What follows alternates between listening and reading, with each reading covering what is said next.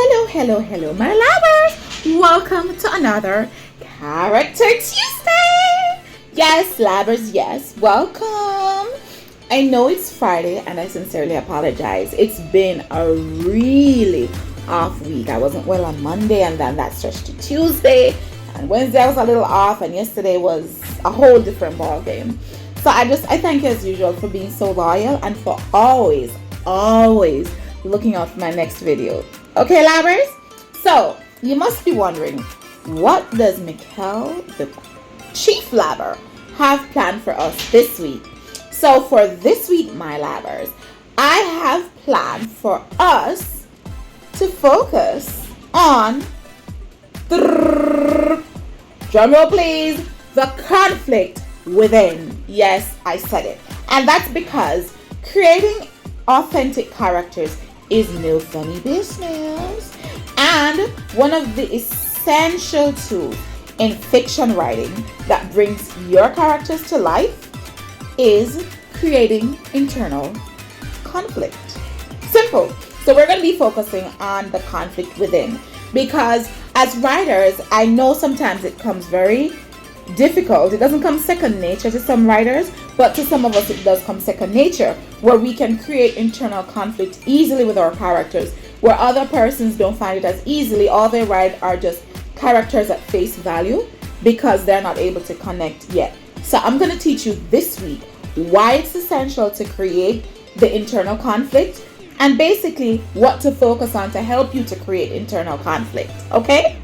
All right. So this week we're going to be exploring 5 quick tips on how to use internal conflict in fiction writing. And I hope from this you'll learn not just what internal conflict is, but how to use it in your work to ensure that your characters become rounded and not flat.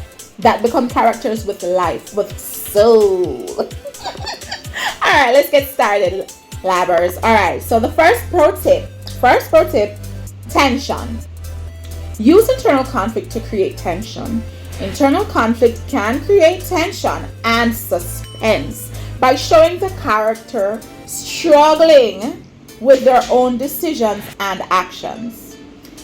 Now remember, with a character making decisions and taking, or should I say executing actions, is very similar to us in our daily lives. Every day we're faced with many challenges, many simple yet difficult decisions to make.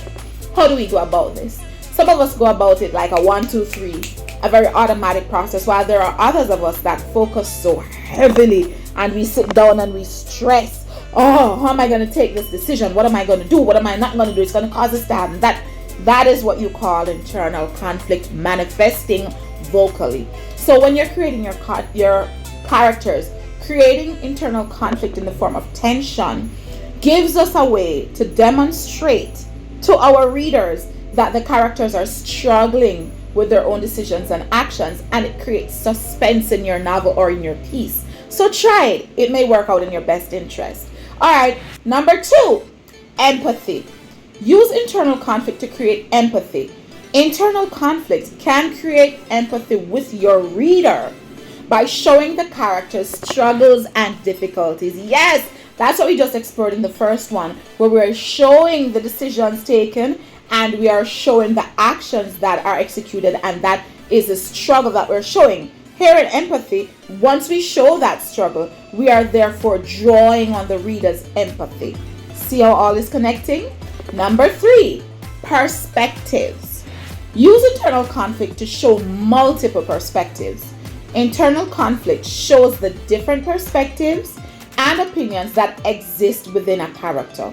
This can be used to reveal the character's thoughts, feelings, motivations, and to show the complexity of their personality.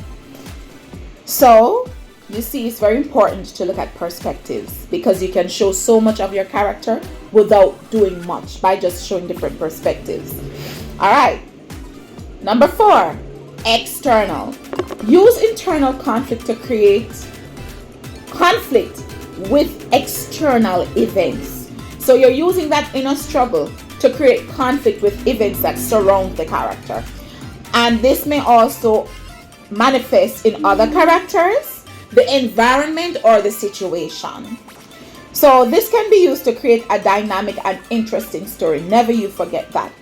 So using internal conflict to create external conflict with external events can always create an awesome storyline, and an awesome story is created and executed and allows your readers now to always want more from you.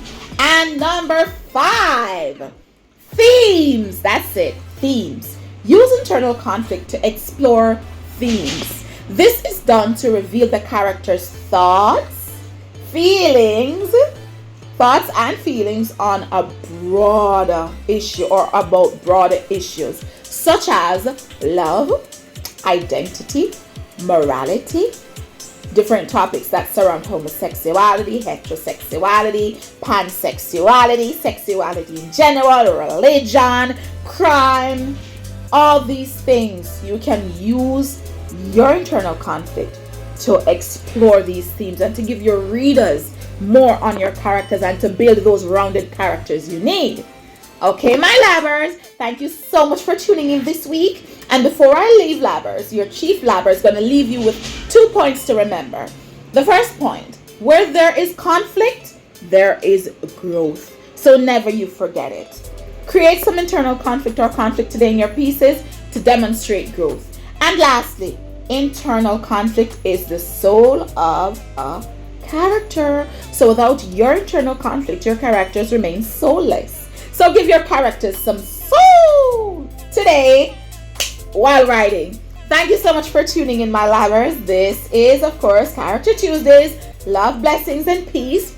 Have a great rest of your day. Bye.